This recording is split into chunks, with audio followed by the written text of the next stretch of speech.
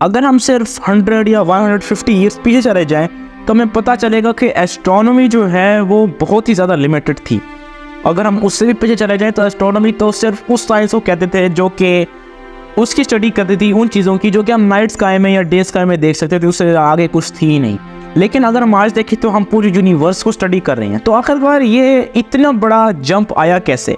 बहुत सारी चीज़ों का किरदार है, लेकिन सबसे बड़ा किरदार है टेलीस्कोप्स का।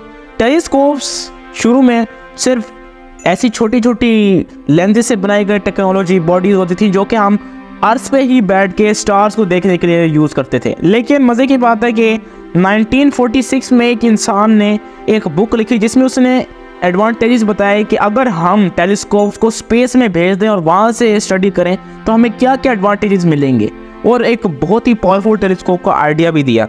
और इस लार्ज टेलीस्कोप के आइडिया को जो इम्प्लीमेंट किया गया वो 1974 में किया गया, और ऐसे टेलीस्कोप बनाया गया जो कि सबसे बड़ी रेवोल्यूशन थी स्पेस साइंस में, और वो थी हबल टेलीस्कोप। अगर हम हबल टेलीस्कोप को देखें तो उसने ऐसी ऐसी इमेजेस हमें दी हैं जो कि हम कभी सोच भी नहीं सकते थे, और स्पेस के बारे में हमारा पर्सपेक्टिव ही, पूरी लर्निंग का जो तरीका है वही बदल दिया है।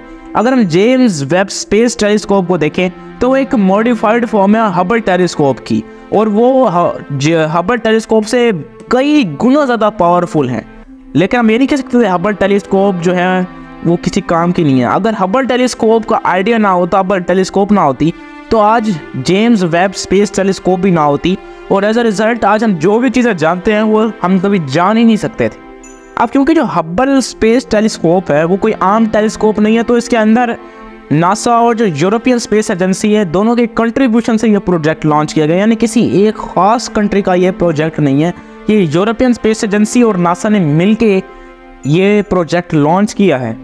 जब इस कोई भी टेलीस्कोप लॉन्च किया जाता है, हम बात करें हबल टेलीस्कोप की, तो हमारा एक अर्थ का मैग्नेटिक फील्ड होता है जो कि कुछ वेवलेंथ्स और कुछ कलर्स को ब्लर कर देता है, यानी कि उनको रोक लेता है, जिसकी वजह से जो अर्थ की टेलीस्कोप इमेजेस हैं वो बहुत ज़्यादा ब्लर होती है और हम उनको क्लियर व्यू उनका नहीं ले सकते। यही वजह है कि जो हबल टेलीस्कोप है वो बहुत ही दूर ऑर्बिट में छोड़ा गया है ताकि हम एक क्लियरर इमेज ले सकें डिस्टेंट ऑब्जेक्ट जैसे कि ब्लैक होल्स हैं, गैलेक्सीज हैं, नेबुलाज हैं, इन चीज़ों के हम एक क्लियरर व्यू ले सकें और अर्थ के फील्ड की वजह से ये इमेजेस ब्लर ना हो। जेम्स वेब स्पेस टेलीस्कोप इतना पावरफुल है कि अगर आप एक कैंडल भी लाखों किलोमीटर दूर जला के रख दें तो जेम्स वेब स्पेस टेलीस्कोप यहाँ से उसको डिटेक्ट कर सकता है। यानी लाखों किलोमीटर दूर जलती हुई एक छोटी सी कैंडल का फ्लेम भी वो डिटेक्ट कर सकता है। लेकिन हबल टेलीस्कोप तो अगर देखें तो वो 1 मील दूर से हमारे एक हेयर, हमारे एक बाल को भी डिटेक्ट कर सकता है।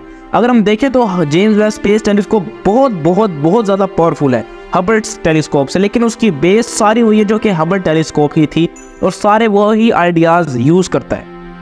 अब हबल टेलीस्कोप बहुत ही स्पीड से हमारी अर्थ का ऑर्बिट जो है वो कर रहा है, और जिसकी वजह से आज तक 30 साल हो गए हैं हबल को स्पेस में गए हुए, और इस 30 साल के ड्यूरेशन में हबल हमारे अर्थ के 175,200 यानी 1,75,200 टाइम्स हमारी अर्थ का ऑर्बिट कर चुका है, जो कि एक्चुअली बहुत ज़्यादा है। और अगर हम इसकी स्पीड बताएं तो इसकी स्पीड तकरीबन 20,000 किलोमीटर्स पर आवर है, और जो हबल है वो तकरीबन 550 किलोमीटर्स हमारी अर्थ से ऊपर हमारी अर्थ का ऑर्बिट कर रहा है। आज तक जो सबसे करीब चीज़ हबल स्पेस टेलीस्कोप ने ऑब्जर्व की है वो है मून, और जो सबसे दूर चीज़ ऑब्जर्व की है वो एक स्टार है जिसको आइकेरस कहते हैं, और ये ऑलमोस्ट 5 बिलियन लाइट ईयर्स दूर है। एक लाइट ईयर में 9.5 ट्रिलियन किलोमीटर होते हैं। आप 9.5 ट्रिलियन को बिलियन से मल्टीप्लाई करेंगे तो जाके एक्चुअल डिस्टेंस आएगा किलोमीटर्स के अंदर, जो कि कैलकुलेटर्स नहीं कर सकते, कैलकुलेटर्स फेल हो जाएंगे। तो दोस्तों हम अपनी वीडियो को यहीं ख़त्म करते हैं, अगली वीडियो में मिलेंगे, तब तक के लिए बाय।